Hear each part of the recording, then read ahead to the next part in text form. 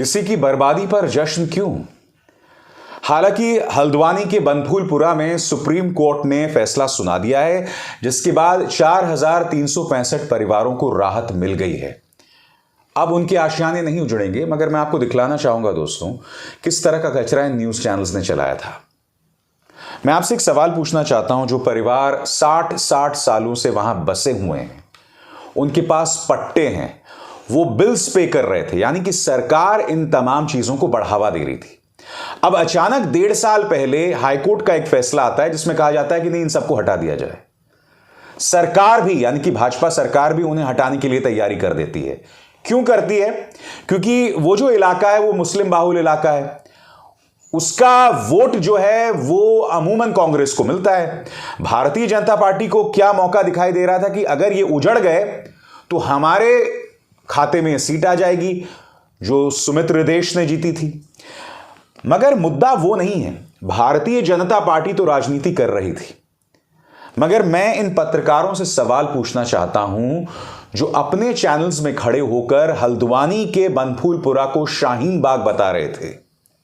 यहां दो दिक्कतें हैं। सबसे पहली बात, जैसे मैंने बताया, 60 सालों से लोग वहां बसे हुए थे, जमीन के पट्टे थे, पावर ऑफ अटॉर्नी थी, वो बिल्स दे रहे थे पानी को लेकर, बिजली को लेकर, उनका वजूद बसा हुआ है। अब ये पत्रकार ये उम्मीद कर रहे हैं कि 1.5 साल पहले हाईकोर्ट का जो फैसला आया, ये तमाम लोग ठिठुरती सर्दी में सड़क पर आ जाएं, और इस बात को लेकर समाज और मीडिया तालियां बजा रहा था कि हां, ऐसा होना चाहिए। मैंने एक दंगाई पत्रकार को अपने चैनल में यह चिल्लाते हुए देखा कि अखिलेश यादव या ओवैसी अपने घर में इन लोगों को शरण क्यों नहीं देते। मैं इससे पलटकर पूछना चाहता हूं कि सिर्फ 2 मिनट के लिए कल्पना करो कि अगर किसी वजह से तुम्हें ठिठुरती सर्दी में अपना घर छोड़ना पड़े, अपने परिवार के साथ, अपने छोटे छोटे बच्चों के साथ, कोई भी गलती हो। मैं आपसे एक सवाल पूछना चाहता हूं। पिछले 60 सालों में सरकारों ने कभी बनफूलपुरा के लोगों से संवाद नहीं किया, उन्हें कभी आगाह नहीं किया कि यह रेलवे की जमीन है या सरकार की जमीन है, और उनके पुनर्वास के लिए भी कोई काम नहीं किया। कायदे से इन न्यूज चैनल्स को यह सवाल पूछना चाहिए था कि सरकार इनका पुनर्वास करे। यकीनन वो रेलवे या सरकार की जमीन होगी, ठीक है, मगर सबसे पहली बात होनी चाहिए कि आप उनका पुनर्वास करें, उन्हें नई जगह पर लाएं, और फिर आप जब उन्हें नई जगह पर ले आएं, उनके लिए स्कूल्स खड़े कर दें, मकान खड़े कर दें, तब आप उनके पुराने घरों को उजाड़ दें। मगर इंतजाम किए बगैर उनके घरों को उजाड़ने की मांग करना, और यह मांग मीडिया कर रहा था दोस्तों, और उस तरह की मीडिया का समर्थन करने वाले कई लोग इस बात को लेकर खुश थे कि लोग सड़क पर आ जाएंगे ठिठुरती सर्दी में। मैं आपसे पूछना चाहता हूं, आपके अंदर की इंसानियत को क्या हुआ? आप इस बात को लेकर खुश हैं कि 4 या 5 साल के मासूम बच्चे सड़क पर होंगे, नवजात शिशु सड़क पर होंगे, उनके सिर पर आशियाना नहीं होगा। आप इस चीज को लेकर जश्न कैसे मना सकते हैं? आपके अंदर की इंसानियत को क्या हुआ? दोस्तों, मैं आपको बतलाना चाहूंगा, आज मैं एक बहुत बड़ी बात कहने वाला हूं। भारत का जो गोदी मीडिया है, जो इस तरह का कचरा चला रहा था, जो मैं आपको लगातार दिखा रहा हूं, भारत का गोदी मीडिया हिटलर के जमाने में जोसेफ गिबल्स जिस तरह के प्रचार तंत्र की अगुवाई कर रहा था, या 90 की दशक में जो रेडियो रवांडा था, उससे भी बदतर है। क्योंकि हिटलर की नुमाइंदगी में जोसेफ गिबल्स वहां का जो प्रचार तंत्र चला रहे थे, वो 30 और 40 का दशक था दोस्तों। लोकतंत्र इतना मजबूत नहीं था, और उसी तरह से रेडियो रवांडा, रवांडा कोई बहुत लोकतांत्रिक देश नहीं था। उस वक्त एक रेडियो चैनल चलाया जाता था, और उस रेडियो चैनल में पत्रकार शराब के नशे में धुत वहां के अल्पसंख्यकों को लगातार गाली देते थे, और उसके बाद वहां एक नरसंहार हुआ। 8 से 9 लाख लोगों को मौत के घाट उतार दिया गया, और उसका कारण था वो गंदा प्रचार जो रेडियो रवांडा पर चलता था। मगर ना रेडियो रवांडा, या ये कहा जाए ना रवांडा एक डेमोक्रेसी था, और हिटलर के नेतृत्व में उस वक्त की जर्मनी भी कोई डेमोक्रेसी नहीं थी, नाम मात्र डेमोक्रेसी थी। मगर भारत तो एक लोकतंत्र है। भारत तो इस दुनिया की इतनी बड़ी पुरानी सभ्यता है।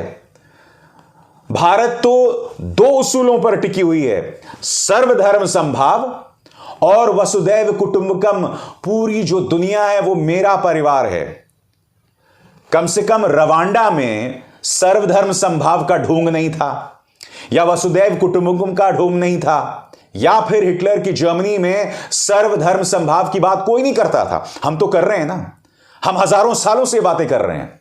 मगर आज जब हमारे ही नागरिक सड़क पर ढकेले जा रहे हों तो हम उसको लेकर जश्न मनाते हैं। और सबसे बड़ी बात, बनफूलपुरा को शाहीन बाग बताना। मैं आपसे एक सवाल पूछना चाहता हूं, शाहीन बाग में क्या गुनाह था?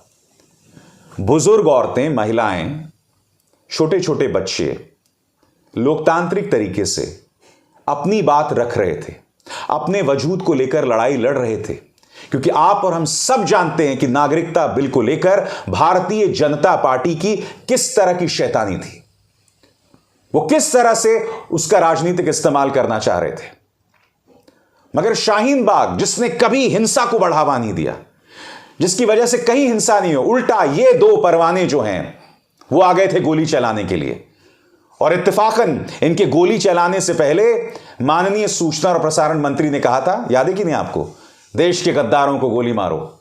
लगातार बड़े बड़े नेता, चाहे देश के गृह मंत्री अमित शाह हो, प्रवेश साहिब सिंह जो एक सांसद हो, भाजपा का पूरा प्रचार तंत्र शाहीन बाग के बारे में नफरती बातें कहता रहा। मगर शाहीन बाग ने कभी भी हिंसा का सहारा नहीं लिया। बनफूलपुरा से भी दर्द की आवाजें आ रही थी, मगर उनको लगातार बदनाम किया जा रहा था। मैं आज आपसे एक सवाल पूछना चाहता हूं, हमारे अंदर की इंसानियत कहां गई? हम किसी के बच्चे को सड़क पर मरता हुआ कैसे देख सकते हैं? और मुद्दा यह नहीं है कि शाहीन बाग और बनफूलपुरा में सिर्फ मुसलमान थे। मैं आपसे एक सवाल पूछना चाहता हूं, जिस अंकिता भंडारी को मौत के घाट उतार दिया था और आरोपी भाजपा का एक नेता है, क्या उसको लेकर हमारे जहन में उतना दर्द है जितना उस अंकिता को लेकर है जिसे शाहरुख नाम के एक दरिंदे ने मौत के घाट उतार दिया था? यानी कि क्या अब धर्म के आधार पर पीड़ित के प्रति अपना दर्द जतलाएंगे? एक अंजलि को 12 किलोमीटर तक सड़क पर घसीटा गया, मगर एक पूरा प्रचार तंत्र लग गया देश के गृह मंत्री अमित शाह को बचाने, क्योंकि दिल्ली पुलिस उनके अंतर्गत आती है। अनाप शनाप कार्यक्रम चलाए गए कि अब दरिंदों की खैर नहीं, अमित शाह आने वाले हैं। भाई, अगर दरिंदों की खैर नहीं होती तो यह घटनाएं क्यों होती? कहने का अर्थ यह है कि अब पीड़ितों के प्रति हमारा दर्द इस बात को लेकर निर्भर करता है कि अत्याचारी कौन है। अगर अत्याचारी मुसलमान है या गैर भाजपा पार्टी का है तब तो हम बहुत गुस्सा होते हैं। मगर जब अत्याचारी भाजपा का नेता है, कुलदीप सिंह सेंगर, स्वामी चिन्मयानंद, तब किसी का खून नहीं खौलता, तब स्मृति ईरानी के मुंह से कुछ नहीं निकलता, तब राष्ट्रीय महिला आयोग भी खामोश रहता है। इसलिए मैं आपसे कह रहा हूं, हमारे अंदर की इंसानियत मर गई है जब हम किसी की बर्बादी पर जश्न मनाते हैं। हाथरस की गुड़िया के बारे में तो उसके चरित्र का हनन का प्रयास किया गया। भाजपा के प्रचार तंत्र को भूल जाइए। मैं नहीं भूला हूं जी न्यूज के उस कार्यक्रम में जिसमें उन्होंने उसके भाई को कटघरे में खड़ा कर दिया था। यानी कि एक तरह से यह इशारा किया जा रहा था कि ऑनर किलिंग है, ऑनर किलिंग है। यह हो गया आपका मीडिया। इस तरह के कचरा मीडिया को आप देखते हैं जो आपके अंदर की इंसानियत को धीरे धीरे खत्म कर रहा है।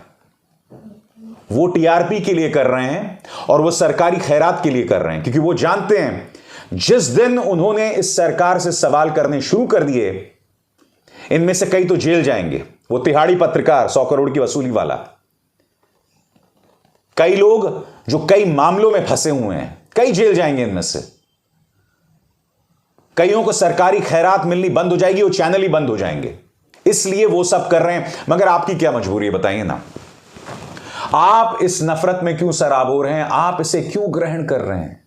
आप क्यों अपने को बर्बाद कर रहे हैं, अपने बच्चों को बर्बाद कर रहे हैं? क्योंकि जब वो कचरा आप देखते हैं तो आपके बच्चे भी आपके साथ बैठे हो रहते हैं। आप तो बर्बाद हो रहे हैं मानसिक तौर पर, आप अपने बच्चों को बर्बाद कर रहे हैं उस नफरत में दफन करके। आपको इसका क्या फायदा मिल रहा है, मैं जानना चाहता हूं। तभी जब बनफूलपुरा के लोग सड़क पर आते हैं और यह आशंका होती है कि 10 तारीख को उनका आशियाना उजड़ जाता है, तो आप में से कई लोग जश्न मनाते हैं। जब जहांगीरपुरी में बुलडोजर चलते हैं तो आप लोगों में से कई लोग जश्न मनाते हैं। जब शाहीन बाग पर गोलियां चलती हैं तो आप लोगों में से कई लोग जश्न मनाते हैं। कहां गई आपकी इंसानियत, मैं जानना चाहता हूं।